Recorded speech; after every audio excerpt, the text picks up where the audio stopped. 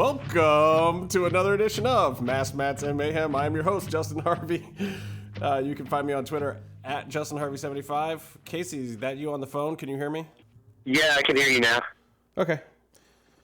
Good thing I got an audio degree because I needed to put the mic into a figure eight polar pattern, and I needed to engage phantom power, and I had to gain stage for a line level instead of a mic level. And now that we've completely bored the audience, welcome back to another edition of Mass Mats and Mayhem. Technical difficulties have been solved. We're coming off of the six ways to Sunday Lucha Underground. What the hell is this match called? The six forms of the 6 fingers of death marathon. I know, right? The 5-finger death punch. Six to survive. Six to survive. Okay, Casey says 6 to survive. That's what it is. That's what we'll call it then. So, you were there for this match, weren't you, Case? Fuck yeah, I was. I saw him and J Ray holding hands during the parts where Pentagon almost got eliminated. You know, I know that's a lie because Pentagon almost never loses, so you're just making shit up because he just kills everyone who wins matches. Well, you got to be pretty happy about this, though, that Pentagon is, like, back in the mix in a very short amount of time. I know you were getting kind of worried as he was in the background getting trained by Vamp, and we weren't seeing a whole lot of Pentagon in ring for, God, fucking 2 months almost on TV now, right? Right, yeah. That makes me sad. Whenever Pentagon's not on the show, I'm wondering, when will I see him again? And now we know that we'll see him again at Ultima Lucha in the main event for the championship. Well, yeah, it might finally be his time to strap on some gold and fucking go out a winner. I really fucking hope so, because I would be really, really, really upset if that didn't happen. Because when Pentagon is at Ultima Lucha, we fucking bring it as the Pentagon section. There will be signs, there will be support, there will be all of this love for Pentagon, waiting for him to break Matanza's arm. Do you know what sign you're going to make for when we go to Ultima Lucha 2? Actually, yes, I do. It's a sign of Pentagon beheading Matanza and holding his bloody head in his spoiler. hand. Wow. Oh. That's crazy. That must take a lot of Magnum Sharpie to make a poster or sign like that. Yeah, I think I killed like 3 markers coloring Matanza's head, actually. Jesus Christ. Wow. Well, so this is the match that basically sets it up. I mean, we've kind of given away where it's going, but that's okay because if you're listening to this, you've either probably already watched Lucha Underground and we don't need to go in order, or you suck because you didn't watch Lucha Underground and you need to go and watch it and then come back to us because that is definitely a better hour of your time in life than listening to WWE or TNA. We should not talk about WWE yet, Byron. What about TNA? We can talk about, in fact, I will talk about TNA right now because there's nothing to fucking say about the product other than the fact that they couldn't even get their show to be on the air last night. It was fucking hilarious. I mean, like, dude, and I got some love for TNA, and I got a couple of buddies that work over there and do some stuff for them, and I'm like, I'm wanting to support the product. I really, really am. Like, I want to see good things happen, but like, Maria Canales, who I said a few weeks ago is one of my favorite things on the show, she's fucked up right now. And then this shit with the production stuff is going on last night on Pop. Like, what the fuck kind of hack job was that? Like, TNA is getting their act together, sort of, even though Slammiversary the company almost folded before they could do their pay-per-view, like on the day of. The entire company almost folded until they got some Smashing Pumpkins money.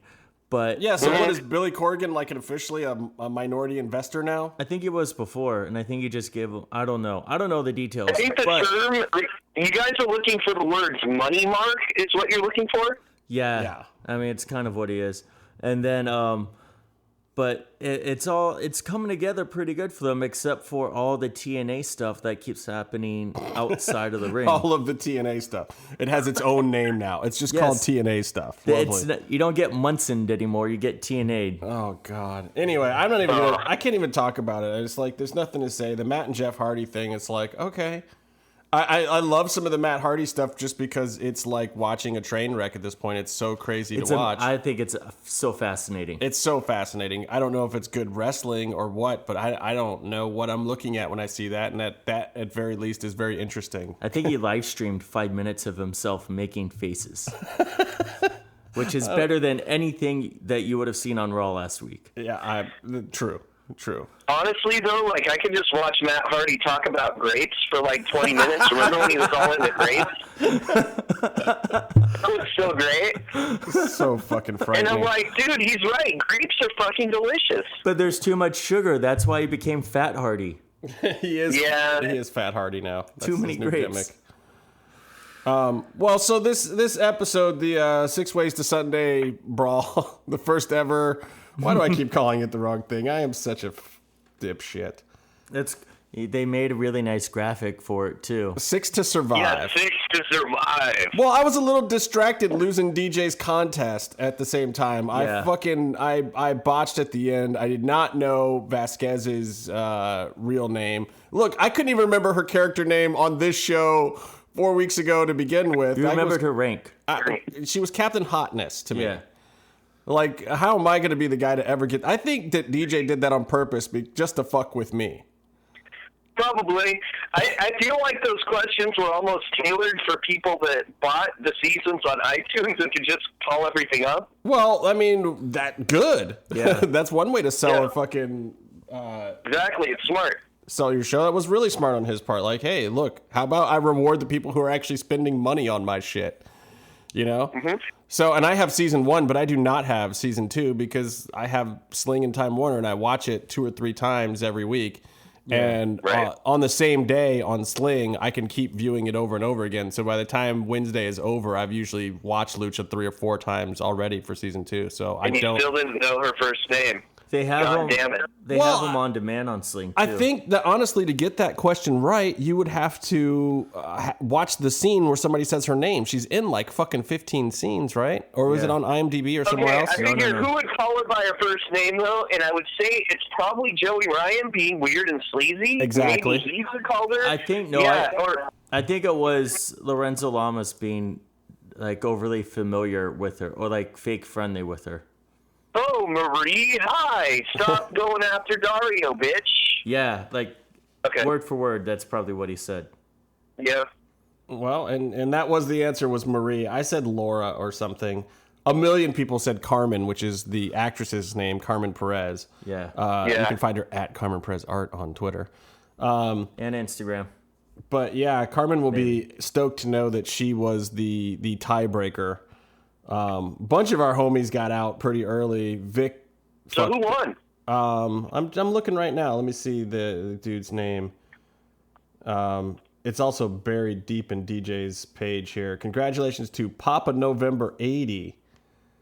Oh yeah, that dude's been a fan for a long time. That's awesome. Yeah, no, it was real peeps, dude. Nobody was even close to in it who weren't like real Lucha fans. There was no bullshitters in there at all. Congratulations from the M Show. Yeah. Yeah, from the show. Tasty. Which reminds me, I already ate. I ate my soup while we were watching the episode. Dude, I'm legit eating quesadillas right now. You want me to like show him closer to the phone? Oh yeah, sure. Just for Urban. Urban Heretic loves. I'm sorry. How does this handle go? At U By the time R he B gets to the end, I A forgot N where he H started. E C T I C 187. Woo! Did I do that right? I Something feel... about the Road Dogg, Jesse James, the Badass Billy Gunn, the New Age Outlaws. I feel like I'm too sober to do the Urban thing. I don't know that I can do it sober. I don't know that he could do it sober. Can he do that sober? I don't know, but I can't pay attention through the whole time of him spelling it out. So I actually don't know if he even gets it right when he does it wasted, which is whenever they record. Well, he's that young man. man. That point in the podcast, Byron's listening to our podcast to hear my awesome Stone Cold impressions. No, I would never do that. You would what? You would never listen to our podcast? Son of a bitch. No, I was listening to the Heels, and then Casey turned on his phone and to listen to himself on our podcast. What's your Stone Cold sound like over the phone, Casey? It sounds pretty fucking good. Sorry, I had a mouthful of food, so that sounded like Woo! Chews and woos. Choose and lose. You know, and speaking of Urban Heretic 187, that fool has talked himself into a corner because he talks so much about drinking that every single individual member of the Lucha Clique, and it's not an exclusive membership, so we're talking about like a lot of fucking people here, wants to have a drink with this young fellow when he comes to Los Angeles for Ultima Lucha Tres. And that's going to hurt him. As much as I'm pretty sure he can handle his business, I think he's going to get hurt. Like hurt. He's going to have to shit in those porta potties at the temple, and no one wants to shit in those. I don't even know if he'll make it to the temple. You don't have to shit when you drink too much, Casey. That's not what happens. Well, I've got the beer shits before. That's good. Like during it? I've got the beer shits before. Like the day after. No, but I mean, if you're drinking that much and that consistently, when does the day after start? That's true. He's going to be blacked out from the airplane to the airplane. Yeah, we'll see. But, you know. He's going to piss on a stewardess like Lord Steven Regal. What do you think our chances are of actually getting our tickets, Case? 0 to none. But, you know, I'm going to be optimistic. Say 1%. You're going to be optimistic at 1%. For those listening who don't know, there's this process, and I won't explain it to you in detail because at this point, I don't know if I want anyone else to know how to get tickets anymore. But you have to, like, do a process to get your tickets. And, you know, we're not, like, you know, trying to get some insider hookups or whatever. We're trying to go through the front door like all the normal people do. We're normal people. And it is apparently pretty difficult. And a few people got flat out denied on tickets. They just didn't get in fast enough, or they weren't on the list.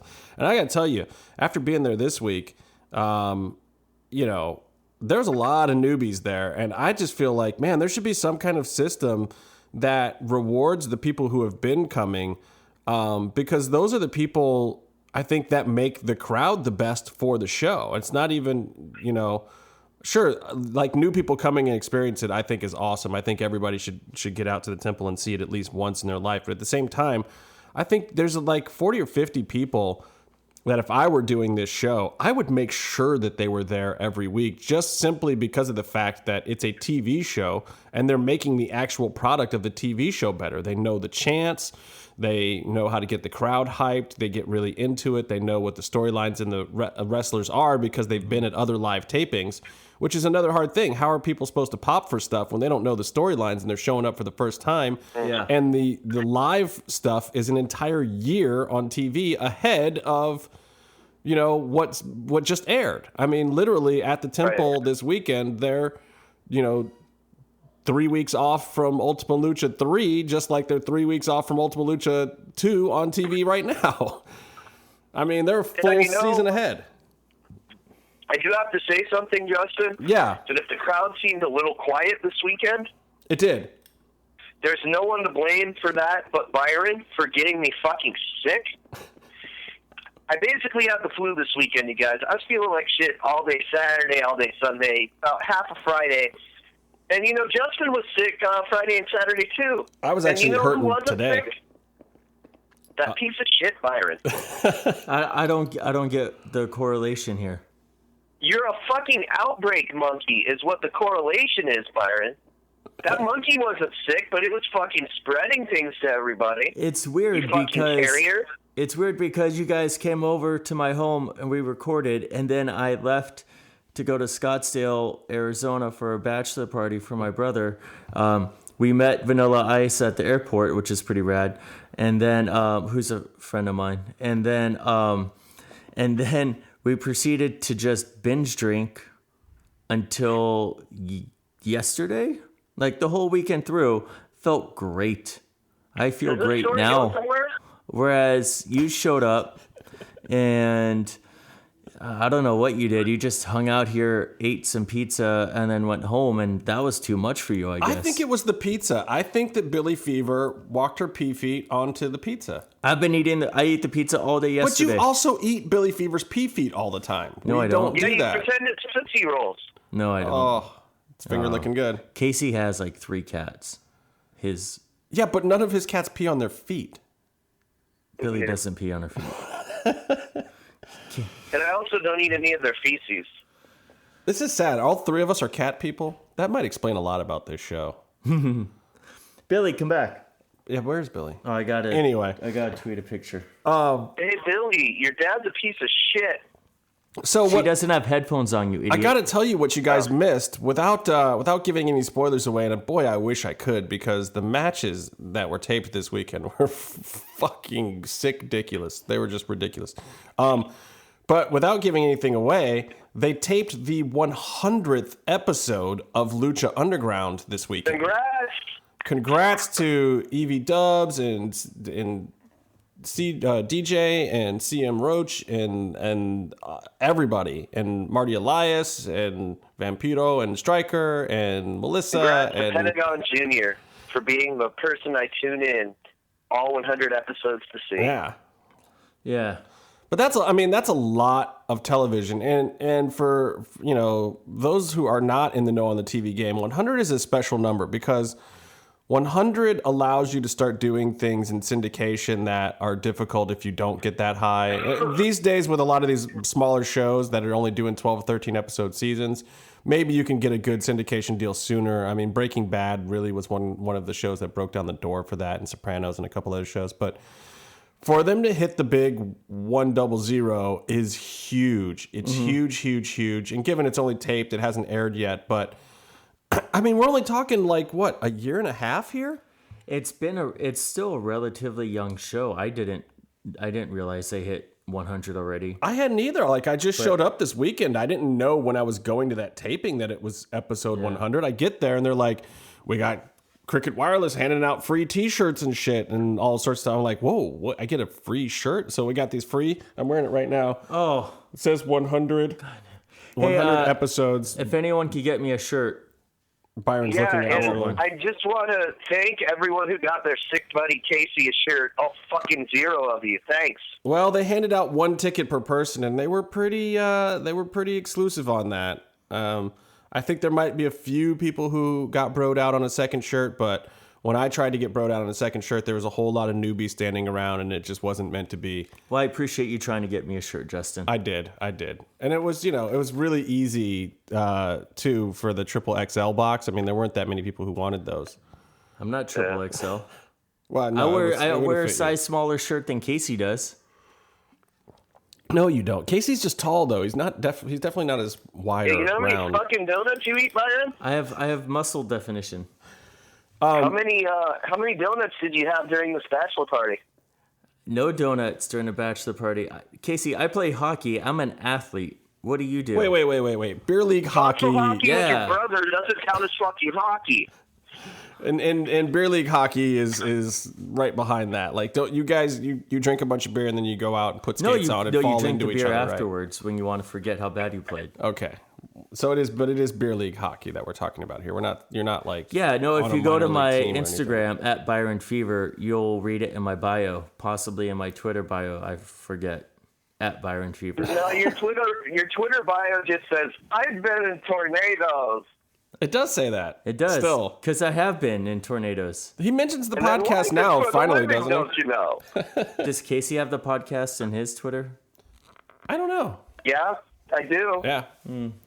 And we do have a new handle at MMM Show 75. That is its own dedicated Twitter just for twittering about MMM Show twittering tweets. Twatter. Twoo. And what is that Twitter account? It's at MMM Show 75. And that 75 is the numbers of years that Byron is old. I'm the youngest person on the podcast. I think it's the last year that WWF wrestling was cool. I think it was WWF back then anyway. I think it was like 15 W's and then an F. I don't know, man. That was when Backlund was the champion, and I know that Byron's a big fan of Bob Backlund, but nah. He likes any dude that has back in his name for obvious reasons. Billy Fever has climbed into a bag. Byron did this whole rant about how Bob Backlund was so much better than Famous Me that we didn't put on the podcast because we didn't want you thinking that we were pieces of shit by association. But that totally sounds like something Byron said, right, Justin? Yeah, I mean, I think it was. I'm pretty sure. But is that really surprising to anyone out there? No. In fact, I heard that Byron, during the tapings, actually called WWE and said, "This is your biggest fan, Byron. I want to give you this idea for Bob Backlund." And then he told them what they were doing with Famous B ahead of time. I think you should ban him. I think you were the one that gave them that idea, weren't you? I had to go wrangle Billy. I missed all of that, and I'm not sad about it at all.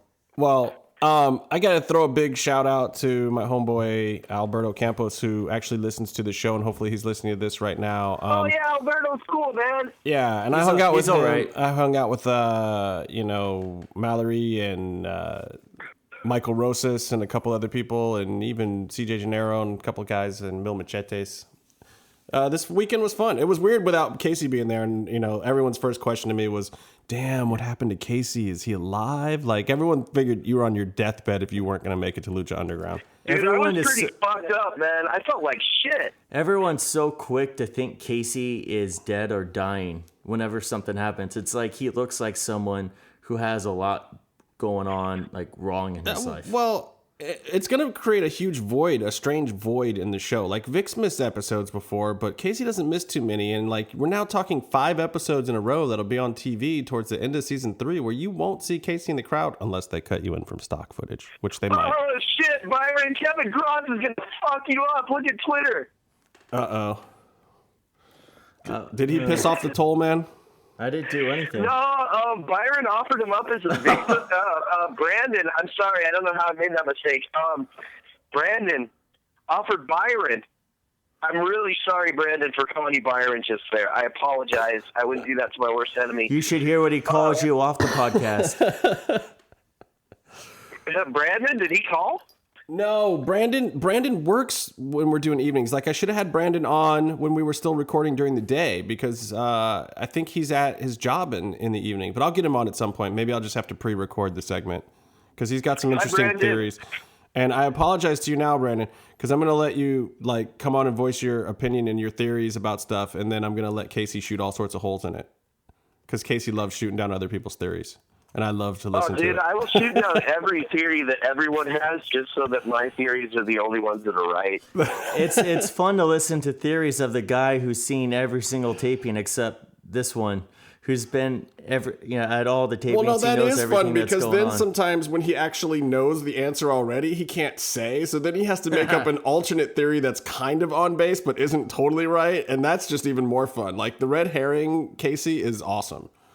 Yeah. Dude, I do that so many times on this podcast, and no one even fucking knows. You guys aren't even going to be able to tell which theories of mine are my actual theories and which ones are fucking with you. But I swear to you, I have done both to you people on this podcast. And I know what your real ones are and what the fake ones are. And I mean, most of the real ones, you're batting like 97% or something. I mean, the real ones are pretty dead on. Like, I wish we could tell people what the real ones were compared to the fake ones. But I got to tell you guys, Casey, like, talk to him when you see him down at a taping or something, because his theories are usually pretty spot on. And a lot of times they're without any kind of inside information. I mean, he just has a feel, I think, for where DJ's brain is going sometimes. Yeah, when we were in line for Ultima Lucha 1, I called, like, the results of all the matches, except I had the match row wrong, because I was going to have, in my mind, I thought it was going to be Mil Muertes, right? And they were going to team up, and then Pentagon was going to help Mil win the title, and that's how Mil was going to win the title. That could have been interesting, too, though. But I got everything else right, like the Disciples winning the belt and Pentagon winning his match and Mil winning his match. I just had the maestro wrong. But well, I think that this Ultima Lucha Dos is going to be really exciting. I can't get into too many of the theories. But I can't wait to find out what happens. Yeah, we'll can't wait to see what happens. I can't wait to see my dope-ass sign on television because I don't have any pictures of it. You didn't take any pictures, huh? That's a shame. You know what? I took a picture and I sent it to Pentagon, and then he messaged me back and said, "Al huevo" about it. which means like fuck yeah. Huevos? Aren't those eggs? Huevos. Yeah, it's like balls, man. Oh, like balls. Like It's like that's balls, you that's know? balls. Oh, I get it. I mean, Pentagon swears so much that, that was, I have to tell you that there are certain Spanish performers whose English has gotten very, very good, but only at swearing. I can't tell you. That's good. Good work. I don't want to spoiler it too much because I'm hoping all of it gets on TV, but there was a certain... I think that season 2 we saw that with Taxi Star also. Yeah. Yeah. Fuck you! Well, and hopefully that this one that they filmed this past weekend is the next one of those that gets on, because there was a certain wrestler who was defending a certain other wrestler who got very fired up about some things that happened, and the swearing was immaculate and done in English from a performer I had not heard speak very much English. So that's about all I can say, but I hope Good times. So, yeah, episode 100 taped this weekend. Congratulations to those guys. I thought it was pretty awesome. Yeah. Let's get into tonight's episode a little bit, because there was some interesting stuff. Nobody front of house, as I like to say, knew anything about Mil Muertes being revived last week, because that was a backstage segment. But this week was the reveal of him coming back to the ring. I know you and J. Ray were there. Were you surprised to see Mil come out during this match? Yeah, because we were like, what the fuck's going on with his mask? He looks like Frankenstein or something, because it was like all stitched up and shit. Yeah, and he had some serious red eyes. So we were coming up with all these scenarios about how he was revived like Frankenstein this time, which would have been amazing. He just kind of opens his eyes and gets even more mad than he was before. Yeah, his eyes are red. Yeah, I mean, he definitely looked like he just pulled the 6-footer bong or something. He had the serious red eyes going for this new Mil. Now, is he getting stronger every time he comes back, or is he getting weaker? Is this like the Game of Thrones thing, where he's weaker? And his eyes change color each time, because the first time that he died, he had regular dude eyes, right? Yeah, right. Then they turned white. Then they went white. Then they went red. So who knows what the next one will be? Maybe he won't even have eyes next time. Well, maybe he'll be like Daredevil. I don't know, man. Is anyone going to even be able to kill Mil again? He seemed pretty pissed about that last one. Mm-hmm. Yeah. Once you end up in a glass case, you kind of tend to not want to go back into a coffin again. That's true. Well, and, Cuerno's got to be pretty surprised, too. He's got this guy on display, and then all of a sudden he's showing up and interfering in this 6 Ways to Wednesday match or whatever. Cuerno was about to win the whole thing. He was on a roll. Yeah, he was going nuts. He was going off. Yeah, but he might have had to change his tights after that, because I would have literally shit my pants if the guy that I had stuffed and mounted on my wall came alive and was kicking my ass and costing me a title shot. Well, and yeah, I mean, Mil didn't, really totally fuck him over, but he did hit him with the spear, which set up End of the World from Mr. Mundo, from Johnny Mundo's. And there goes Cuerno. Cuerno, who's kind of been at the top of the card, and it felt like by capturing Mil, he was working himself right up to the top of the card, and instead it basically cost him a chance to be at the top of the card and put him out of this thing first. Yeah. He went out before Taya and Ivelisse and Phoenix. I mean, that's got to hurt for a guy who's been, literally on the throne. Yeah. Well, you know what? The right guy won the match. That's all I can say. Well, yes. It was what I noticed though during the match that I thought was interesting, as I look at Lucha Underground's Twitter and watch this GIF that just repeats over and over again. I don't know if you can see it. Oh, that's. I'm definitely going to talk about that. They incorporated a lot of strong style type beating the shit out of each other in this match. You had the trading forearms with Mundo and Pentagon, and then you had Pentagon and Phoenix, after they power drove each other like for 5 minutes straight, they slapped each other on their knees for another 5 minutes. There was like a huge slap fight, and I mean I appreciate that, because I feel like it's given the guys a chance to build up to some big finishing spots. But at the same time, dude, they were throwing some heaters in there. That was some rough stuff. Like, every third one of those was real fucking hot. Well, they're brothers. I wouldn't expect them to take it easy. Jesus, kayfabe, fuck. Hey, you don't know Pentagon's brothers with Phoenix? And not in I would imagine that at least 60% of the people that listen to the show probably do know that. But as in kayfabe, they haven't said that they weren't No, brothers. because Pentagon says Chinga tu madre to him. No. He also said puta. Well, he said, yeah, fuck your whore mother, I think is the translation. He didn't just say fuck your mom, it was fuck your whore mother. But that, I mean, again, might lose something in the translation. But see, like, if that kind of stuff can get over on air, like, why can't, that's a pretty raunchy thing to say in any language. Fuck your whore mother. That's pretty, You know what it is? The people that complain about it are white and don't know what the fuck he's saying, so it's all right. They did mute Phoenix when you had a shot of him holding up the middle finger, and he said, fuck you, puto. Yeah. They did mute. Yeah, but that's because he said puto, not fuck you. But a Johnny Puto chant got through tonight. It was only like 2 or 3 times, but it was definitely a Johnny Puto, not a Culo or Zero. I would blame whoever did the Flamita graphic last week on that. Oh, man. I don't know. There's not a whole lot of guys that work in post at Lucha. It might have been EV-Dub himself. You never know. How did they have the picture in the first place? I don't know. Don't they screen grab their own footage for that? I gotta imagine because they were all like straight on headshot photos. And I gotta imagine if somebody pulled Flamita's picture and threw it in there by accident, that he might be coming to the company. I'm just gonna flat out say it. Like, why do they have an 8x10 of Flamita's head? Wasn't it like Fireball? No, it was like a whole like picture of him. Yeah, but it wasn't just a headshot. But or was Phoenix fucking around and wearing his costume just to fuck with the guys in the back? I'm gonna cosplay as fucking Flamita. Maybe they're so correct that maybe Phoenix is gonna be Flamita Jr. and totally double fuck him out of his own gimmick. Phoenix is just bros with Octagon, and he's like, well, if he's gonna dress up like Octagon, I'm gonna fucking dress up like him. Yeah, that would be hilarious. There has to be some dude in the graphics department going on Google Images and just swiping pictures without any sort of licensing. That they're running on air.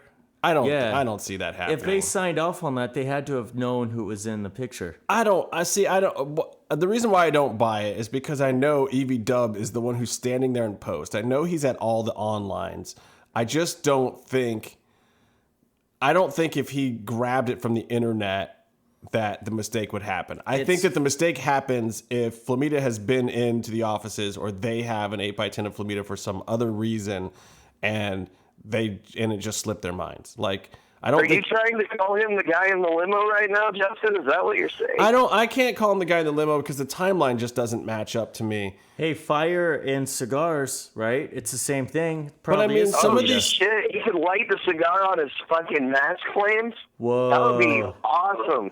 I think though that the other thing I'm noticing about Lucha Underground is I feel like my sense of timing and how fast they're going to play out storylines is based on season 1, and they're not doing that anymore. They're playing a much longer game. Like, yeah, when they did that first bit, Lorenzo said that he was descending or ascending soon or some shit, whatever he said. But he didn't put any weeks on it, and it could be whenever the big boss is ready, the limo guy is just going to show up and. That could be 2 seasons from now. I mean, that could be, there's no guarantee that even gets resolved. We're getting pretty close to the end of season 2 here. Well, we saw Dragon Azteca Jr. at the beginning, like almost the first shot of season 1, right? Yeah. Yeah. And that didn't pay off until the end of the season, if not the first episode of season 2. Well, I mean, we got Ray teasers for 8 episodes, which is 2 months. Before he ever actually even showed up at the temple. Yeah. Yeah.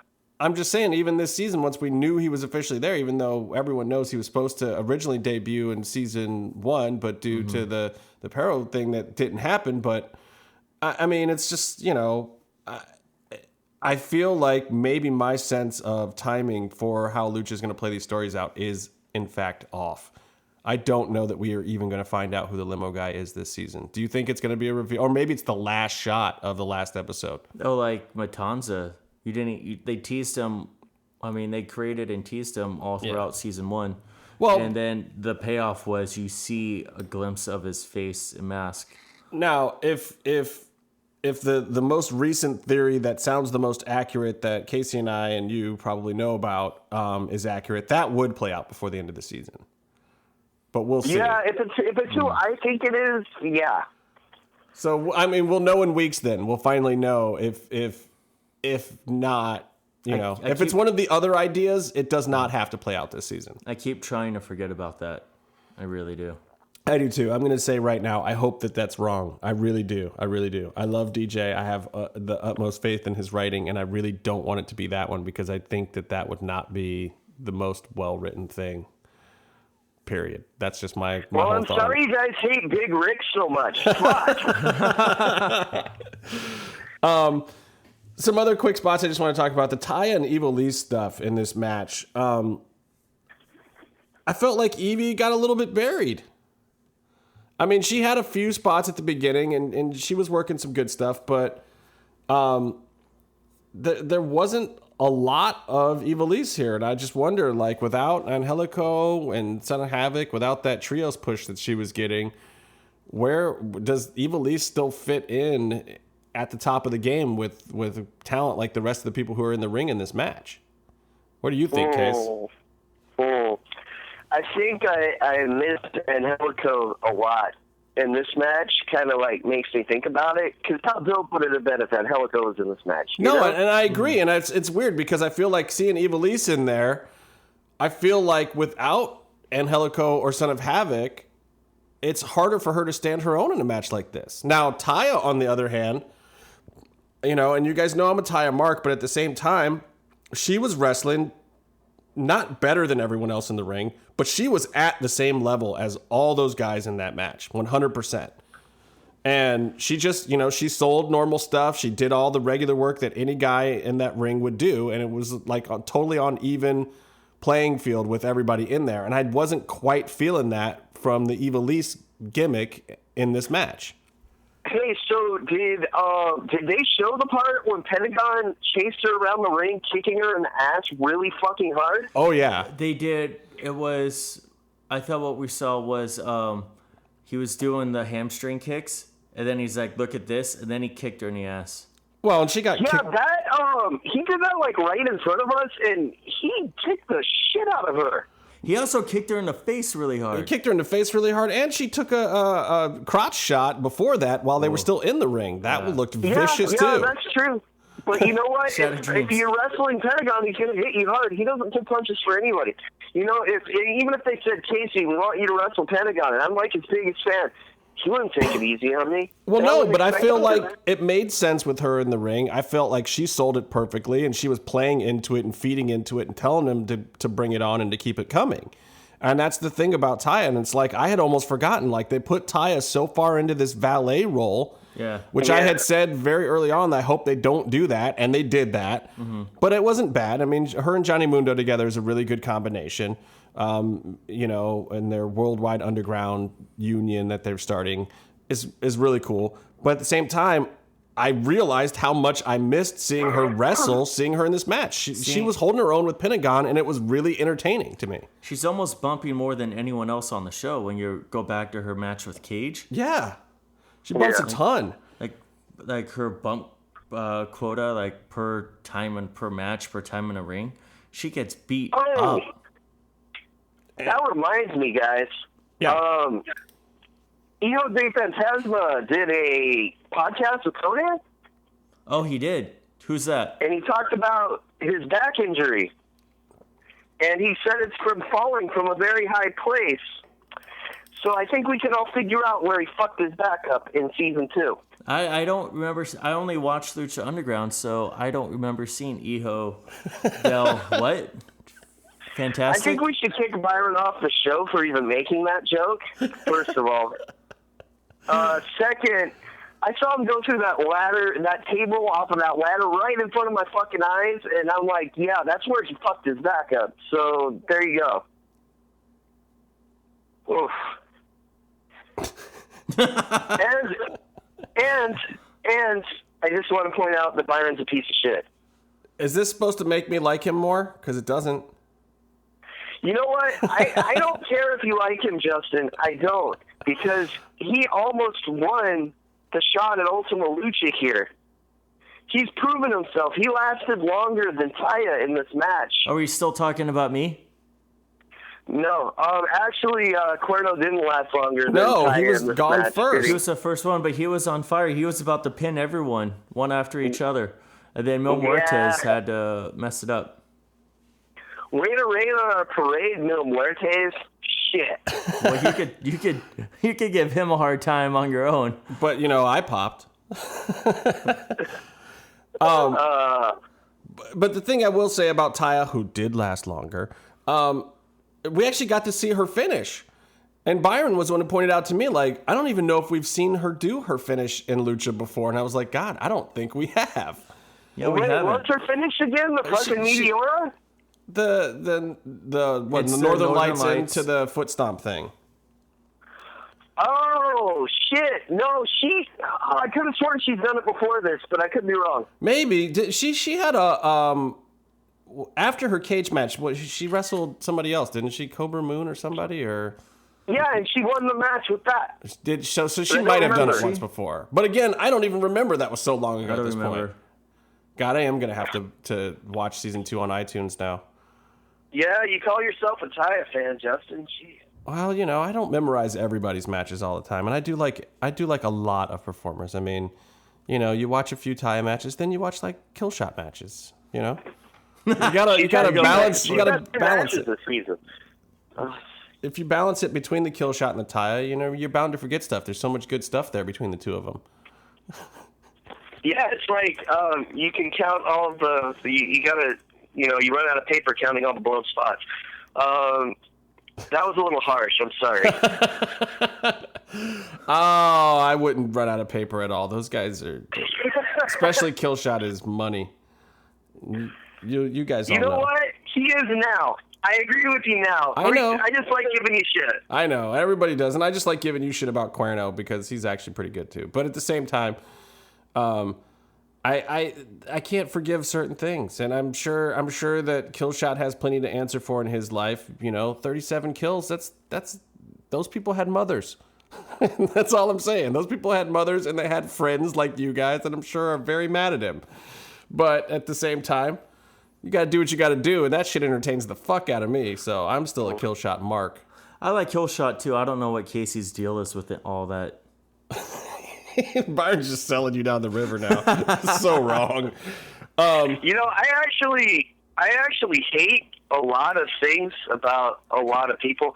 Why is Byron always, he has saved searches for the Bates Mounting and Storm Chasers? That's the most pathetic thing I've ever seen in my life. You should look at your Twitter. I should look at my Twitter. Interrupting me. In the middle of my show, I should look at Twitter. God, what the fuck are you guys doing This to me? is an interactive experience. I have 11 notifications right now. Jesus Christ. Speaking of interactive experiences, I want all of you to follow Fredo on Twitter and check out his translation of the Cuerno Conan interview. What's his Twitter? It is at the real Fredo. At the real Fredo?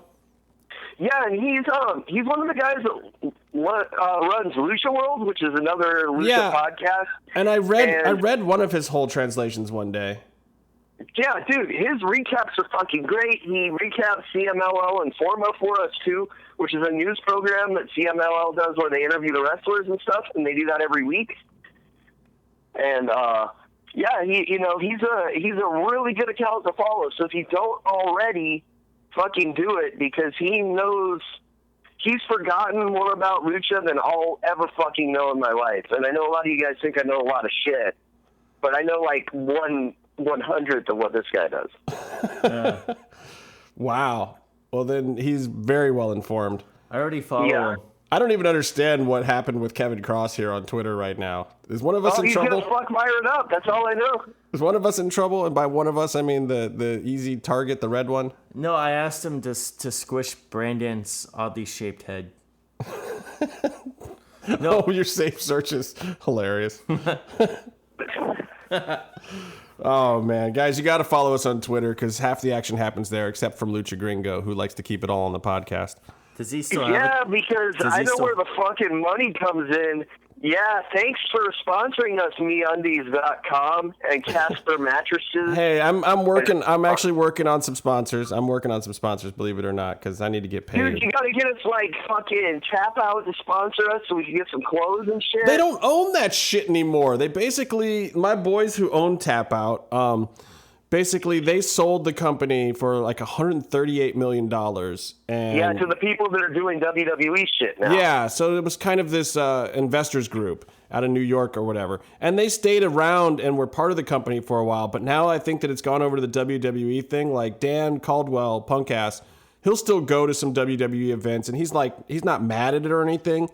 But obviously it's not what it was before. And I think like when the Reebok deal happened, that was so against like what Mask, the other original founder of Tap Out that passed away a few years ago. That was so kind of against where he was with those guys. And honestly, had he been alive, I don't think that would have happened. And if it did happen, it would have been Tap Out that was that instead of Reebok. And I understand why they did that, but Mask and Dana were really, really tight. And when Dana first took over the UFC, Mask was one of the people that Dana went to be like, dude, what should we do for this and that and the other thing? Like Mask helped design the original Ultimate Fighter house and like got a set designer credit for it. He actually was the one who told them to sign up Diego Sanchez, who was the legit first winner because he won a half hour before Forrest Griffith won. I mean, he was the first winner of the Ultimate Fighter, and that's somebody that Mask basically said to cast. And people don't necessarily know a lot of these stories, but at the same time, like the Tap Out thing, I still think it's cool that they're a wrestling brand and that they're associated with WWE, believe it or not. Like I don't own any of that new school Tap Out shit. And honestly, they've been rolling it out really slowly. There's not even a whole ton of it to be able to buy as a consumer yet. I feel like they're still doing heavy R&D on a lot of it, but I think it's kind of cool that they're going there. Like the brand ran its course in MMA and all of the brands got kind of pushed out of MMA. And if you're a smart business, you see that Reebok deal come in and you get the fuck out of the way. You go somewhere else and there's big money in WWE. And it kind of legitimizes WWE to a certain extent that they have a major fight brand like Affliction or a Tap Out there. And they got the Tap Out because I know they had gone after Affliction at one point. I think, it is what it is. Like, the brand was going to die in its current form anyway. So why not? Why the fuck not? I mean, and those guys paid $138 million for the fucking company. I'm sure they want to monetize it somehow. They're not just going to stop making T-shirts. So I know a lot of people, especially people that were close to Mask like I was, were really hating on Tap Out going to WWE at first. But I'm a wrestling fan too. So I wasn't mad. I still wear my old school Tap Out shit all the time. I'm still proud of it. But I don't know. It's weird world and what crosses over between the things. And I feel like there's still this weird stigma between MMA and wrestling. And I personally hope that some of those walls start to come down a little bit as MMA guys see that fucking putting in some work to sell a fight makes a difference when you know how to fucking use your stick time like pro wrestlers. Heyman's been probably behind any kind of good promo at UFC, I would say. Well, there's a lot of that stuff going on now, and it's good. It's good for the business. You see these guys getting $1 million paychecks finally. Guess what? Because they learn how to fucking talk. And the same thing goes for WWE. What WWE needs to do is go back to legitimizing the matches to a way where, yes, you don't know what's going to happen, but what does happen needs to make sense also. Like if you have an underdog win, go back to those underdog wins that make sense, like the Daniel Bryans and the Rey Mysterios and the stuff like that. Like build it up, make it make sense, Give the audience fucking the big 1, 2, payoff. 3 kid, sir. The 1, 2, 3 kid. Yeah, exactly. But I mean, they've done that in recent history. They just seem to be so fucking far away from it now. And now I've Byroned myself because I've brought talking about WWE WWE again? into this, and it wasn't Wrong even show, buddy. Yeah, you're right. I'm gonna go back to the fucking Lucha Underground then. Fuck you, Byron, and your WWE. Son of a bitch. How was NXT this week, Byron? Was it any good? I don't know. I haven't seen it yet. I'm getting a. I'm seeing gifs of like Nakamura fucking challenging Finn Balor on Twitter right now, and he looks like he's jizzing himself when he talks. Oh yeah, that's right. Wait, we're doing the show a day earlier right now, so it's actually happening as we speak. Okay, cool. So I don't feel bad that we don't have to give Byron a chance to talk about it. I was just gonna chew food and talk over him anyway. So, other things in the only match on Lucha Underground tonight, which was another amazing thing that Good they had match. one match that went 60 minutes, which is a little strange for us because normally we talk about segments, but there's no real segments to talk about this week. The House of Pain from Pentagon. Yeah. That was pretty badass. That's a good one. And then Phoenix, right, threw in the lasso from El Paso, I believe. Yeah. And we had a couple of Mexican destroyers. A couple of them, like was 5. I don't know, it wasn't 5, but Both these guys use a form of a pile driver for their finish, and the finish of the match played off like they were pile driver experts battling pile driver for pile driver on each other. So Pentagon's hitting his Mexican destroyers outside the ring. yeah, he hit one on the floor that looked pretty fucking vicious. Yeah. And then That was right in Phoenix- front of Casey too, wasn't it? Yeah, it sure the fuck was. I mean, it was like one of those things where I started to pop at first because Pentagon pulled it off, but then like I thought they were both dead. I thought it was going to be like a stretcher ending for a second there. I didn't even know what to make of it. What did Phoenix? See, guys, I knew Pentagon had it the whole time. Come on. What was Phoenix's move? What was that? What's that move called? The fire driver. No, not He calls his. it the fire. Not his It's finish. called the fire thunder in Japan. The one that he used in the The match. one that he uses as a finish, the fucking Rikishi driver. No, not that one. The one in the match tonight where he did. Well, shit, I don't fucking know because I'm on West Coast time to see the show, so I haven't watched it yet. I'm just going by 'cause he was there memories, live. which are obviously faulty because I have a bunch you of should season 3 in my remember. fucking head I right now. know that's been killing me too. Well, he doesn't. He'll see it in like 10 minutes. I just want. I don't know the name of this move. It's like a backdrop pile driver. It's like imagine a tombstone, but you're back to back. Oh, it's like the fucking Bull Poseidon then. Yeah. Okay, Bull Nakano's move. I regret asking. It's also known as the beach break. I love that Byron asked because I get to fucking hear this whole conversation. And I think it's hilarious. See, Byron doesn't know how to spell Bull's Poseidon, so he won't Google it right now and fucking find out. You'll never. I mean, and this was the other pile driver that Phoenix did, right? Yeah, The spinning thing. yeah. No, Google confirms what you said. Bull's Poseidon? Yeah. I don't know what just happened. All I know that it was some kind of flippy Canadian destroyer into another cradle pile driver that actually won the whole thing for Pentagon, and that was just stupid sick. Oh, but we didn't even talk about how Mundo went out. Like Mundo was doing great, and like during the section when Mundo was doing great, Pentagon actually went like full luchador, jumping out of the ring, like doing regular lucha libre wrestling for a few minutes, which I thought was really cool. It was like he almost came out of character to just be like, fuck, it's the middle of the match. Let's just do some straight up lucha.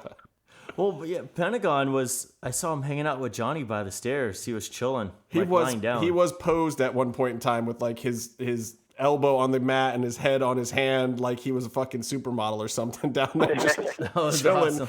hanging out, talking. He wanted you to draw him like one of your French girls, is all. That's what it was. It was like he was on a chaise lounge just chilling out with Vic and Johnny down there and you and whatever. I think he got a bottle of water from someone. Oh, yeah, he got a bottle of water from Johnny's mom. Yeah. That's so nice. Messed up. That's why he won. Yeah, but that's ring generalship. That's just smart. Like this, the only way to win this match is by tap out or pinfall, right? Yeah.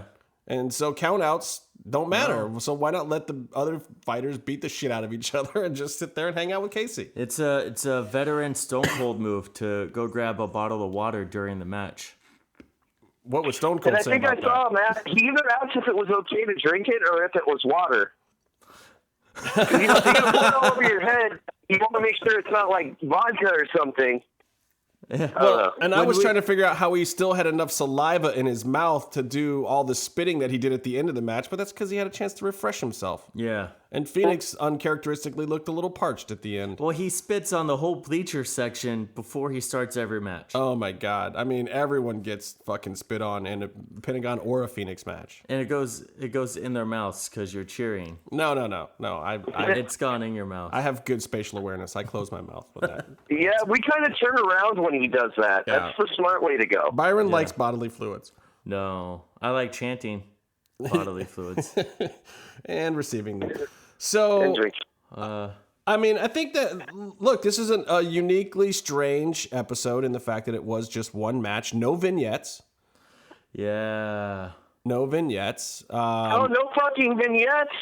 Oh, I thought you guys were going to, like, drop some knowledge on some shit I haven't seen. I was all excited to do the podcast so I could hear that, 3 hours early. They teased the cop thing, which I'm very interested to know what Marie Vasquez of the captain rank, yes, Captain is going to do with her Captain Marie ragtag Hotness. police. I will never forget her name. Thanks for not winning me the tickets. You could have told me that. She should have sent us a message and given us the info. We should have her on the show, but we should probably have the tall man on the show first so he can take care of you. I just want to say that I have no beef with the tall man, and I don't want to hurt him. And Brandon Mars is the one trying to start a problem here. Why? What's wrong with that?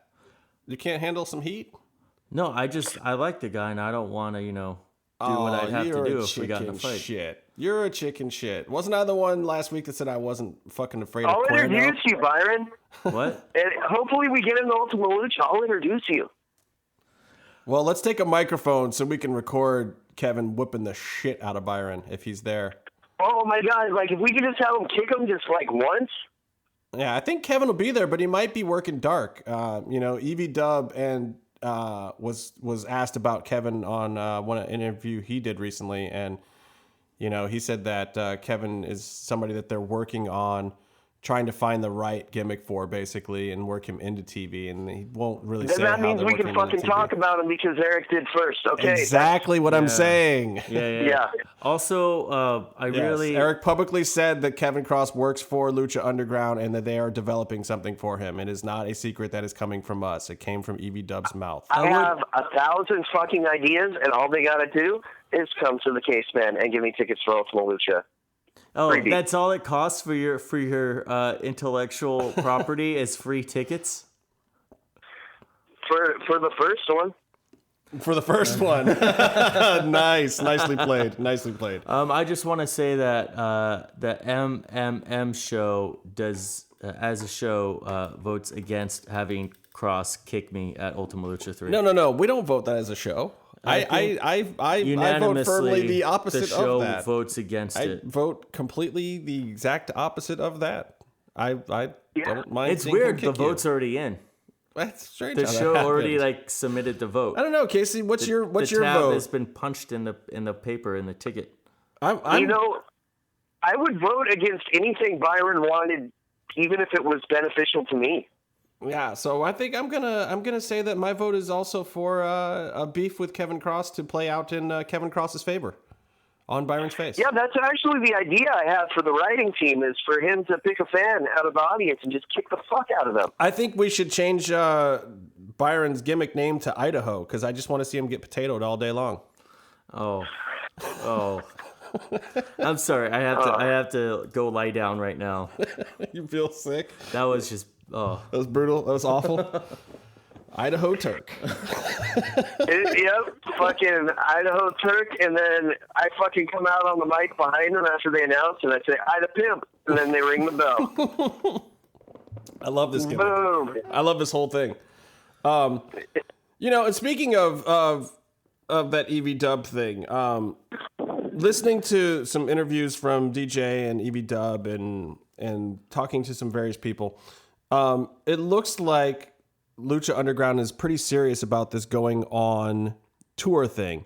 And I wanted to talk to you guys a little bit about that because I think it's a really smart move. I'm not confirming or denying it. I'm not here to break news. I could give a fuck about that. But I am interested in talking about it in the fact that I was really happy when I heard that they were serious about it because I feel like Lucha going on the road a little bit is not necessarily good for me as a fan here in Los Angeles, but it's good for the product in the fact that I think it will help them retain the talent better because we're looking at a huge layoff now. They're a whole season ahead. They got to go into heavy editing now. They kind of jumped on putting the second season or the third season right back to back with the second season taping wise to get it done.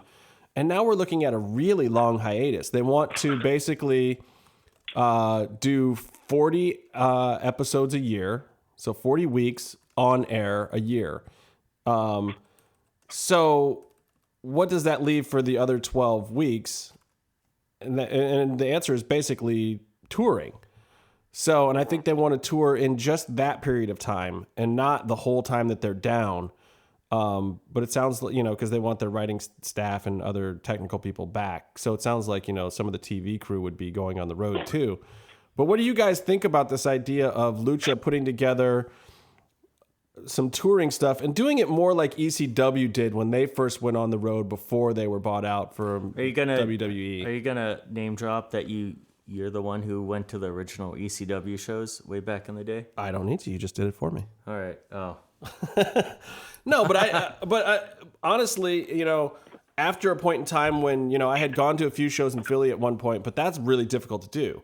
So I stopped being able to do that. But then luckily for me as an ECW fan, they started going on the road. I actually saw them in Orlando when I was at Full Sail. They did a pay-per-view down there. And then I saw them in Cleveland. They toured to Cleveland a couple times, and they did Columbus, I think, and Pittsburgh. And it was a lot easier for me to see ECW in the later years because they were actually out on the road doing their TV show. And that was even, some of those were when they had their own little TV show, and some of them were once they hit, what was it, TNN? TNN. Spike? Yeah, the Spike, original Spike TNN deal that they had. And they did, but they were small tours and they were smart, and I think it sounds like Lucha is going to do that same kind of thing, like hit the Hammerstein ballroom types venues, like the 5,000 to 10,000 seaters, not the arenas. But yeah, they could do exhibition type shows. Lucha, when you go see the event, when you go see taping, it's a ton of fun, but you kind of don't get a lot of any of the stories at one event. If you go to several, you could piece it together. You could say, oh, well, you've seen matches hopefully play out in a row and figure stuff out. But it's already a lot of fun to go to a taping without any storyline. And as you saw what's cool is with Austin, they dialed back the storylines to match where they were on TV anyway. Yeah. Well, and that's me, that's the other weird part about it. When you're talking about ECW going live, then, when they're in the 3-month TV break is when they're talking about doing it. So will they have to then continue storylines that go between the two seasons? Like everything that they do on the road will have to be storylines that go between the two seasons of shit that's probably already been filmed at that point in time, right? Yeah, and the problem, I see another problem with the touring thing, and it's that you're still dealing with another promotion's wrestlers for a lot of the rosters. So I have a feeling if they do tour, it's probably going to be a lot of the American dudes and not a lot of the Mexican But dudes. I also think that they're going to do it on the same way that they're doing the TV schedule. I think that they're going to go to a town, hit a couple dates, and then be down for a couple weeks. I think they're going to fly people in and out. I don't think they're going to put them out on the road for an extended period of time. Well, a lot of their AAA guys are doing indie dates in the U.S. too. I think they're completely clear. You had the AAA guys do their thing at PWG last year. Now they're doing all their shows everywhere. You have Pentagon and Hero fighting in Chicago. You have Pentagon and Phoenix doing that match all over the world in Japan. Yeah. I don't know. You never know what AAA is going to do, but it seems like I know what AAA is going to do. Not pay you. Yeah, that's what they're going to do. They're going to keep your paycheck, and then they're going to pretend that Pentagon isn't actually Pentagon and have them not be the most, I don't know. I mean, look, AAA is a mess of a power structure. There's just too many people down there pulling the strings. They lost their own Lucha World Cup to Lucha Underground. Because Dorian, who's a part of AAA, probably is the one that made it that way. I don't know. I think Dario really pulled some strings and gave his guys the advantage in that tournament, and which is why Lucha Underground is the best number one. Going back to Justin's question several weeks ago, Lucha Underground's the best wrestling promotion right now because its leader, Dario Cueto, is smarter and more powerful than anyone else. Wait, so... Yeah, now this motherfucker decides to be... He's totally kayfabe. That was just what I was going to say, That's what I said like a month ago. He's like Captain Anti-Kayfabe for the first half of the podcast. And then the second half of the podcast, when I'm talking inside about the back workings of AAA, he's talking about how the fucking actor, the guy with the longest IMDb page on all of Lucha Underground, is the deciding factor for why they won the fucking Lucha World Cup. Jesus Christ, dude. Get your shit together. You can't deny. I mean, you have to wonder how long, like, if they got in trouble, if Matanza was going to come out and bust some skulls. Well, I honestly think the touring thing is interesting. It proposes a few issues, like guys getting hurt on the road kind of stuff, and what that affects. It also means that cool stuff that we've seen, like some developmental people coming in and working some dark matches and stuff, that kind of stuff probably won't happen as much. They'll probably send those guys out on the road to try out new stuff and new gimmicks and see who they work well with, and we won't get to see some of those because Lucha doesn't run a ton of dark matches, but there's usually one or two good ones every time now. At the live tapings, and some of those have been very, very enjoyable to see them working with new guys that they're bringing in before they debut in their TV parts, and a lot of those guys haven't really changed their gimmicks that terribly much when they get to TV, so a lot of times you get to see a brand new thing when you see those dark matches, and I'll be kind of upset when somebody in Poughkeepsie gets that before us. Unless it's Jeff Cobb, because they changed him quite considerably from when we saw him in the dark matches. Yeah, I don't understand. Jeff Cobb is on the show. Mr. Athletic is a very good wrestler who worked some dark matches at Lucha Underground. I enjoyed his work. I wish they'd bring him in. They should. He'd be a monster if they brought him in. Yeah, he would, and he would be Hefe's favorite. I'm sure. His most prized. I know. Luchador. They'd be like brothers from another mother, I bet. I love it.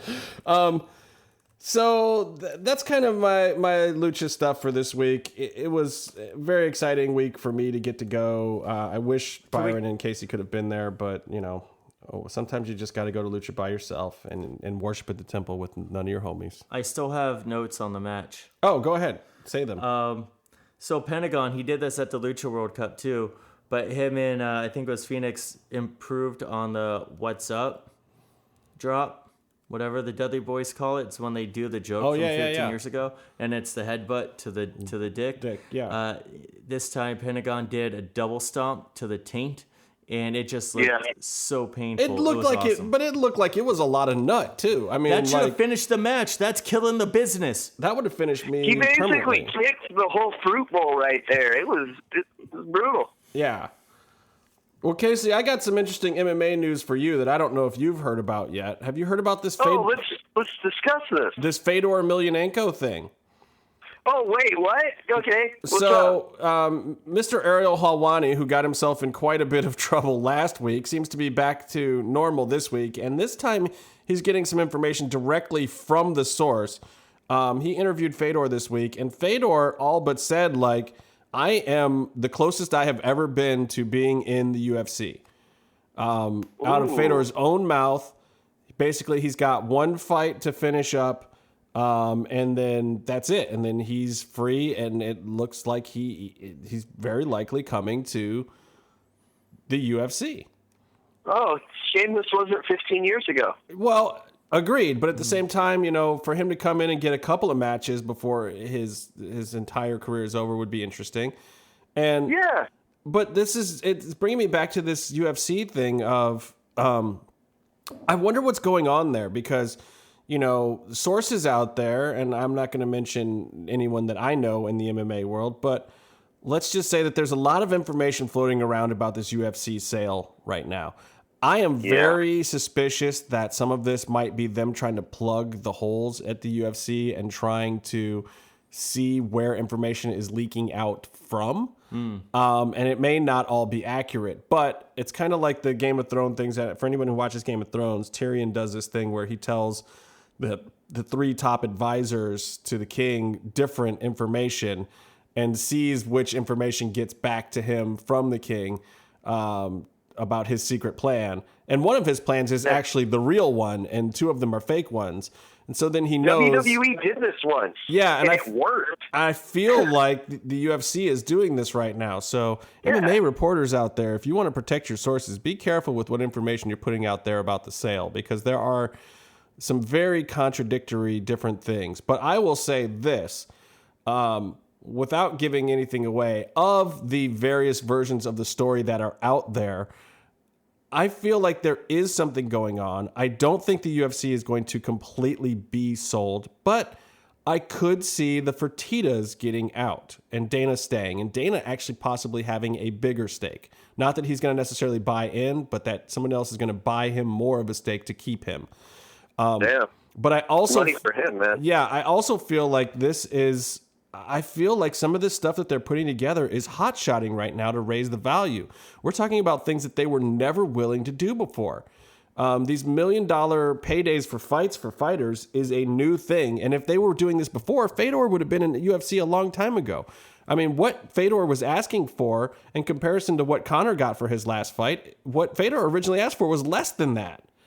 And we're talking about a guy that was legitimately considered to be the best in the world at a certain point in time when he was having these conversations, back when Randy Couture was on strike. And UFC could have afforded it then and didn't want to do it because they didn't want to go down that slippery slope of paying people out money. I still don't think they want to go down that slope, but they are doing it. We've also got talk now of GSP possibly coming back to face Bisping. How crazy would that be?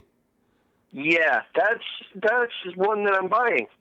Well, look, we know that GSP has been training and that he's been looking for the big fight. We all thought that he wanted Conor and probably did, but the luster of the GSP Conor thing with Conor losing to Nate just wasn't there. It wasn't the right time. But I could see, GSP has also said he didn't really necessarily want a title, but the only way to get a fight like a Michael Bisping is with the belt there. I could really see this fight happening. It would be crazy. But I mean, there's also talk of Bisping Hindo, which I think is a great fight also, because I'll tell you the fight that Michael Bisping does not want, it's fucking Jacare. Yeah. Why would you want Nobody wants Jacare. Fuck that. I wouldn't either. I mean, he's the fucking alligator. He's going to chomp your fucking face off, Alligators are like the one animal I fear the most. Oh, dude, and after that shit that happened at Disney World yesterday, whatever, some poor little toddler gets fucking eaten at Disney World at a resort. I mean, a resort I've been to. I'm scared shitless of... drowned. I'm scared shitless of alligators now, too. Yeah, but it dragged the kid into the water, didn't it? Yeah. At Disneyland, happiest place in the world. Hey, I also almost died at Disneyland. No, it was at Disney World. Disney World. Yeah, Disneyland. I almost died there. My first Christmas away from home when I moved to L.A. It's a long story. It was like Jacob's Ladder. I was in the underground tunnels and everything. I almost died at Disneyland. Why don't you tell the story? Oh, because it's not a wrestling-related story. A lot of what we say on the podcast isn't a lot of what related. You say on the podcast is not wrestling-related. What you guys are talking about has nothing to do with something wrestling. Cooking? Somebody cooking something? I smell grilled cheese. I smell grilled cheese, too, but we're not making anything. One of your neighbors is burning down your condo with I'm going to double-check my cheese. kitchen. Yeah, you should, because it smells like fire. Fire! Anyway, also, so I thought that was pretty big news. The Bisping thing, the possible Fedor thing. I don't know who Fedor would face. You don't smell it in the kitchen. That's weird. Brock Lesnar. Right by Brock Lesnar fighting Mark Hunt. Yeah. Is there's so many weird things going on with that. Now, then Brock not having to pass the drug test thing, I still don't even quite understand how the USADA is treating this Brock thing. I'm baffled by this fight because I don't know what I'm missing. I feel like there's a piece of this story missing still. I don't know. What do you think, Kay? So it's like, why would Brock come back and fight Mark Hunt? I think it's weird, but I also think it's weird that Mark Hunt is talking so much shit about the drug testing that he's portraying the sport in a bad light almost. Yeah. And it's like he's trying to talk his way. It feels like Mark is the one trying to talk his way out of the fight. Right. Like he's like, oh, well, he's a juice head. I might as well be juicing too. But you and I both know, like, when you're gonna do a job to somebody, you start trying to set it up a certain way. Like, is he jobbing to Brock so that he has this possible PED excuse afterwards? Like, Brock's a juice head, that's why I lost, kind of thing. Is that what's going on? I don't get it. So I feel like I'm missing something. You think he has to take a fall? I don't know. I mean, I want to believe that MMA is more legit than that, but Jesus Christ, with all this weird stuff going on at this point in time, I just don't fucking know. I just don't know. And I normally do. Well, I think if Brock comes back and he wins, and then he gets cleared because he doesn't get a concussion from losing, and he gets to do SummerSlam, he makes both companies a lot of money, and then they like to do business and make money together some more. If Brock loses and gets hurt, and then he can't perform at SummerSlam, then the whole deal goes bad for everyone. Yeah, I don't disagree. And you throw Fedor into this heavyweight picture now too, and you've got some interesting stuff. I mean, you've got Verdum, who's still looming, who just recently lost the championship. Stipe and Alistair are going to have their fight, but that's going to be pretty soon, so that frees them up for being involved in this talk. Josh Barnett's still rolling strong, and he's got a fight coming up against Arlovsky. Mm-hmm. So, I mean, like, the heavyweight division is all of a sudden very, very interesting when you bring Brock into this equation, because either it's going to put Hunt really right back in the mix if he beats Brock, or it's going to keep Brock as this threat that works somewhere else that could show up at any time and be in the mix if he wins. Don't we want to see Brock and Fedor fight? Yeah, or I'd love to see Barnett and Fedor fight.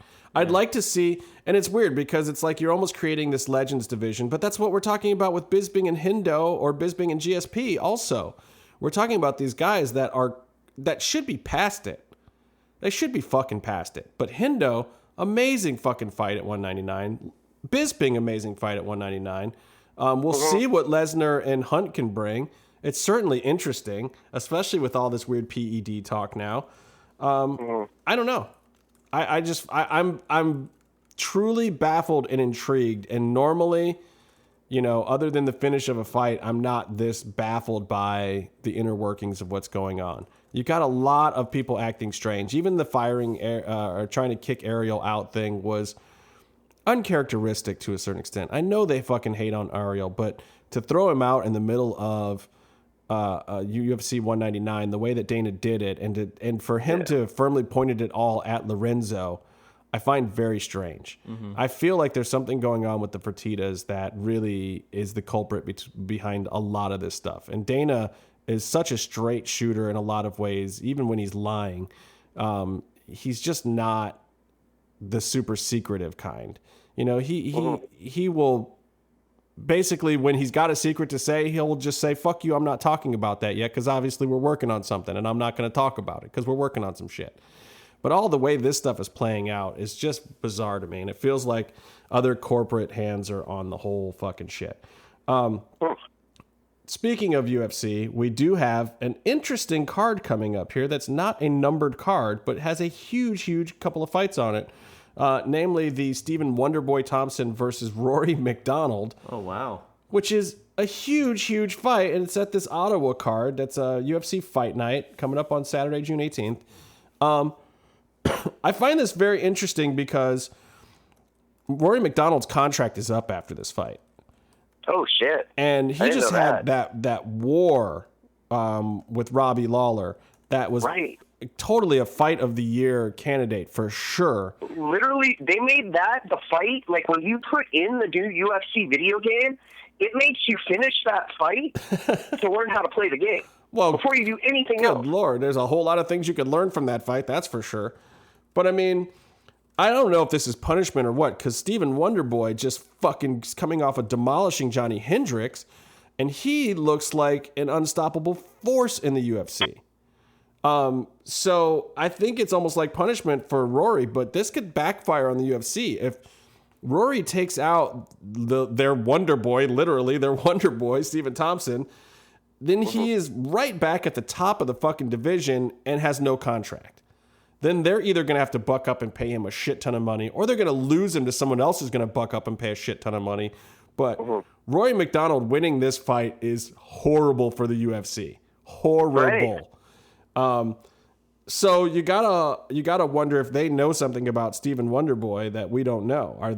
Is Stephen going to take out Rory here? I'm honestly going to put my money on Stephen. I'm going to put my money on Wonderboy. Damn. What do you think? Do you think he can get it done over Rory? Because Rory has looked nothing but close to unstoppable. I mean, he legitimately is like the second or third best guy in the division at all times. This is a hard one for me to call because I really like Rory's work, and I'm a big fan of his, so that might be kind of clouding my judgment. That, and I want to see him win and have it be horrible for the UFC because I just think that's funny. Right. That they didn't sign him to another contract and they're putting him in with a fighter that he can beat and fuck up all their plans right now. Well, yeah, for the sake of free agency, I would love to see that happen. That would be bigger for free agency than when Ben Henderson left. I mean, it would be huge. That would be a guy going out, I mean, right at the top of the division. You know, a guy who should be fighting for the title again within the next year. I mean, it would be that level. Like a guy who was seconds away from being the champion and is, you know, I don't know. Yeah, it would be huge. You know, and Benson was a former champion, so that's a big deal too, but he was on his way down. He really was. You know, he was having jumping weight classes. He wasn't really having the best performances ever, and he went out on a win, but it was still not the same thing. So we also have Patrick Cote versus Donald Cowboy Cerrone in a who gives a fuck who wins fight. I just want to see it. Dear Lord. Yeah. That is exactly what you want for your co-main event on like every card. You want those two dudes. Crazy dudes fucking each other up. Yeah. And I believe that Cowboy can take Cote. I feel like he's just ever so slightly better, but that's going to be a war. That is going to be the battle of I don't give a fuck. You know, that's going to be like, you know, Diego Sanchez or Clay Guida or Jim Miller and those kind of guys, or Matt Brown that just go in, and these guys are just going to duke it out. Other interesting matches, the Valerie Letourneau versus JoJo Calderwood. It's going to be the first female fight at 125 pounds. I don't know exactly why they made it at 125 pounds. They both had enough time to make weight. So I find it very interesting. I feel like Letourneau's going to win this fight. She looked really good, even in a loss last time. And JoJo's just had weird psychological issues. She looks like she's on the verge of a nervous breakdown at all times. She says she's gotten it back together. The UFC says she's got it back together. I don't know what exactly her personal issues are, but I don't know if I see her being all there. Now, maybe when I watch the weigh-ins, I'll change my mind at the last second, but I feel like that's going to go Letourneau's way. It's just weird to have a fight in a weight class that you don't have a title for. Yeah, which, weird. I mean, it could be UFC testing some things out, which would be really bad for Invicta, but who knows? Oh, yeah. The other fight to watch to me is the headliner of the Fight Pass prelims, which is my boy Elias Theodoro, who, by the way, is the best follow on Twitter, next to Filthy Tom Lawler for MMA fighters, versus Sam Alvey. I love this fight. Either one of these guys could win. I got to go with Elias just because I think he's awesome, and I think he's got the right attitude about the whole sport. But Sam Alvey's a fucking killer, man. That dude has some hands and some moves. Like, that's a good fight. And it's on fucking Fight Pass. Well, this goes to show you, too, that they are really taking this Fight Pass headliner thing seriously. They've been putting some good fights as the headliner fight on there. They're trying to make it so that if you're a real fight fan, you can no longer avoid having Fight Pass. It's not quite the same as WWE Network, where you're actually getting the pay-per-views for that price. UFC, I don't think, could ever go that route because they just can't afford to pay out their fighters the same way. They would have to change everyone's contracts. But WWE did. So Yeah, they took away. but then you get payouts. the Ryback letter. So, not that he matters, but also at the same time, WWE's had trouble keeping big talent on TV. They're going to come and go more with that new deal.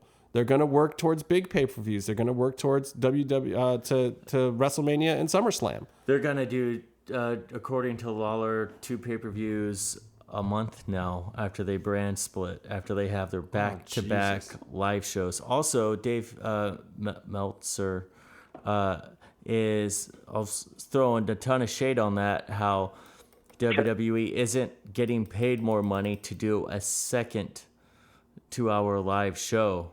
Like, they're really hurting with ratings. They just had their record low ratings, under 3 million viewers this past week.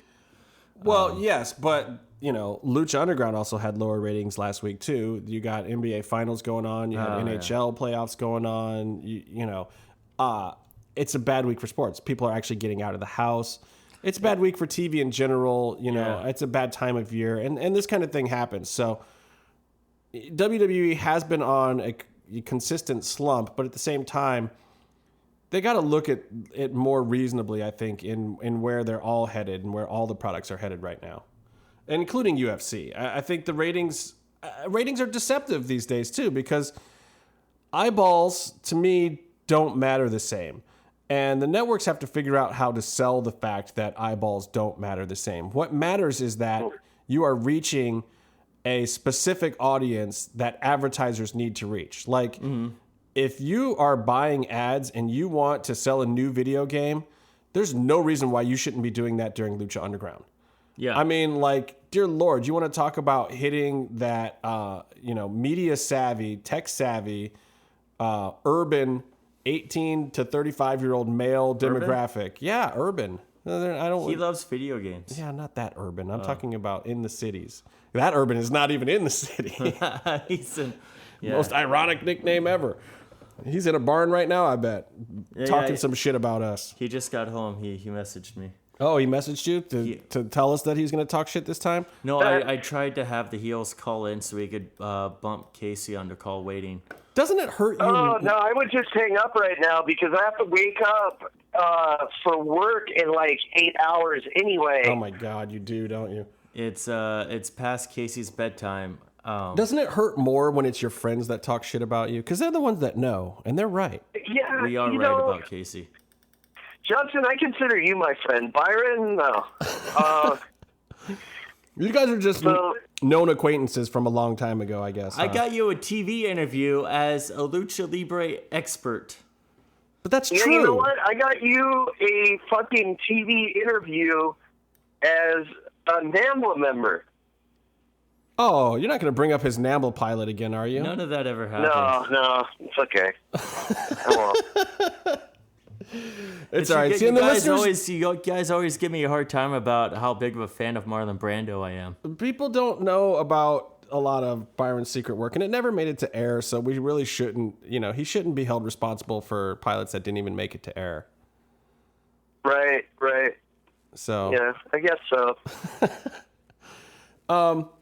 I don't want to keep you any longer. I think we're good this week, man. I think we had, because we didn't have as many vignettes, we didn't have as many things to go off the rails about. We didn't have a huge UFC event last weekend. We talked about everything in under 3 hours this time. Casey has a whole bunch of stories that he wants to tell.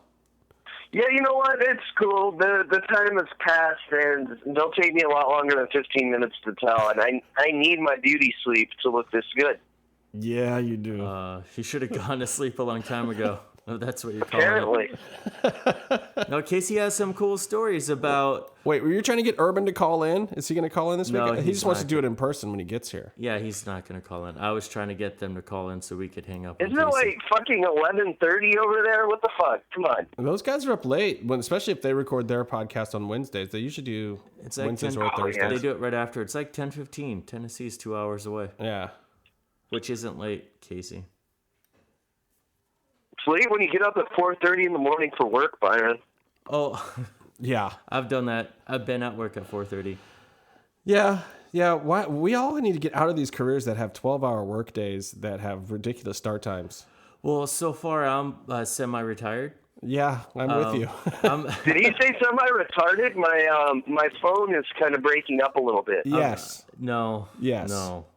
He didn't say retarded. He said touched. And Okay, good, because that's not a good word to say, Byron. I've been working on my short film, which has very flexible hours. Is that what you call it? That's what you call working put for in free on your own shit that no one's ever going to see. It's called having flexible How's hours. it going, Byron? Is it looking good?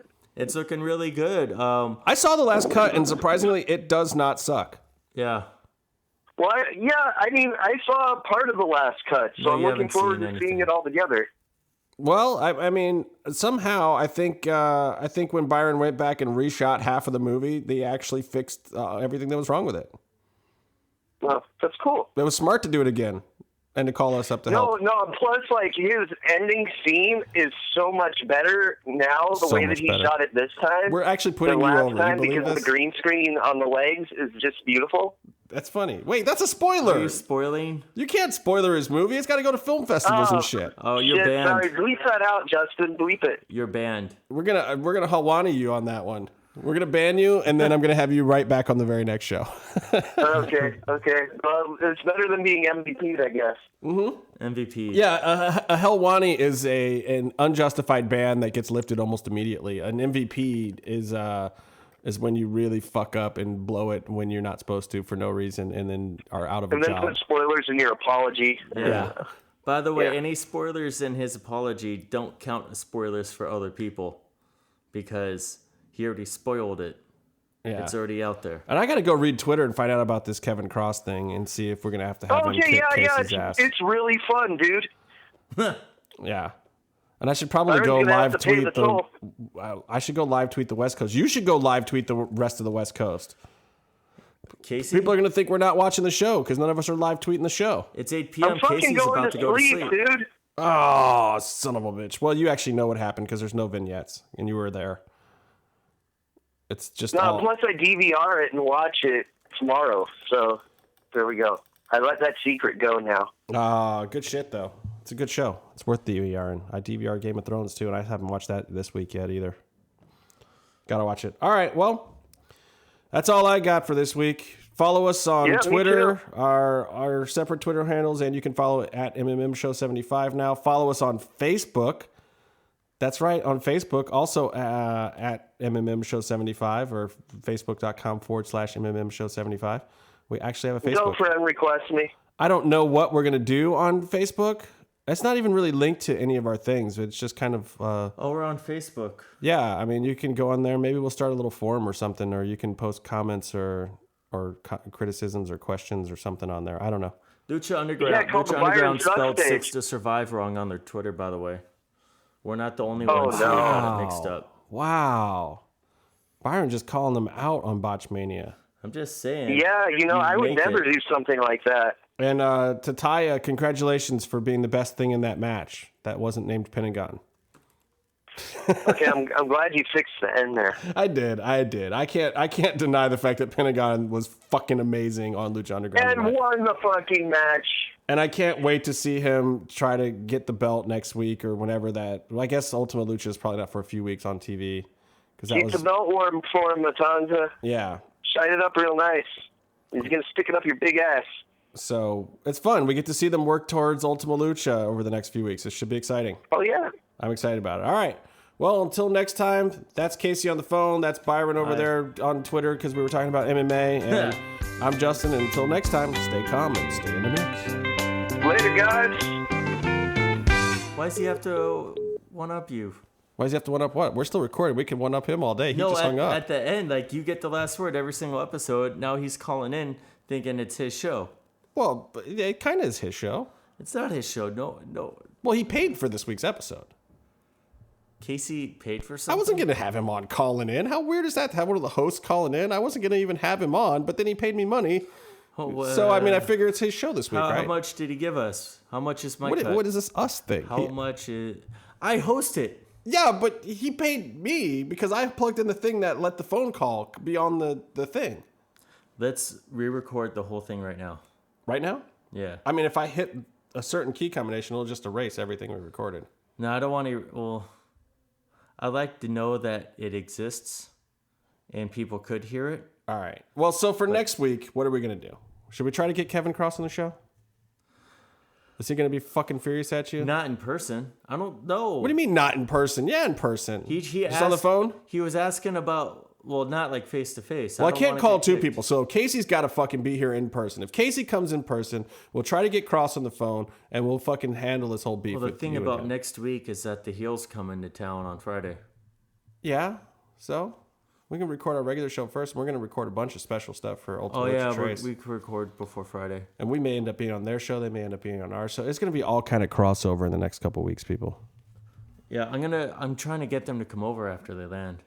We should do that. Yeah. That would be fun. It'll be cool. Won't tell Casey. Casey, who knows? We'll give him the wrong address. Wait, he already knows the address. And the Heels already know the address, too, from all the T-shirts we buy from them. Yeah, the Heels know our addresses because we buy their stuff. Don't go to their shop. Well, how the fuck are they supposed to ship it to you? If you don't want them to know your address and they're shipping you stuff, then you got to get a P.O. box. That's on you. That's not their responsibility. They don't mail it. The company mails it. The company prints and mails the shirts. But it tells them who their customers are because it's their shirts and their money. Yeah, but it's not like Urban irons on. I bet they have your credit card number too. Why do you think they have all that booze all the time? Have you checked your statements recently? That's how they're Ubering around now. They're getting Ubers to the liquor store and buying booze on your credit card number from buying a Last Real Heel shirt. And I'm completely kidding, people. Please buy their shirts because I get cut back from that too, and Byron doesn't know about it. I got to buy Vinny's shirt. I was going to buy it last week. I forgot to. Okay, right now, we really are going to sign off now because Byron and I actually legit are about to both buy... Shout out to Vinny Massaro shirts. And Vinny, thank you for being on the show last week. And if you haven't listened to it, you absolutely must hit the rewind button, go back in time. I don't even care if you skip the first half of the show. Skip it to Vinny's part. Just skip to Vinny's part now that it's been out for a week and listen to Vinny Massaro last week because... he shoots fucking hard on MMA fighters and showing up and taking up valuable wrestler spots and on Casey. So definitely listen to that. And if you really want to reward yourself, listen all the way to the end of last week's super duper supersized episode because I shoot all over the Ariel Helwani situation, which was actually fairly entertaining even to me when I went back and listened to it. Nice. It's weird. We're an hour and a half short on our episode. Do you think people still... I think people will appreciate it. People still listen? Yes. So, for the second time tonight, until next time, stay calm and stay in the mix. Casey.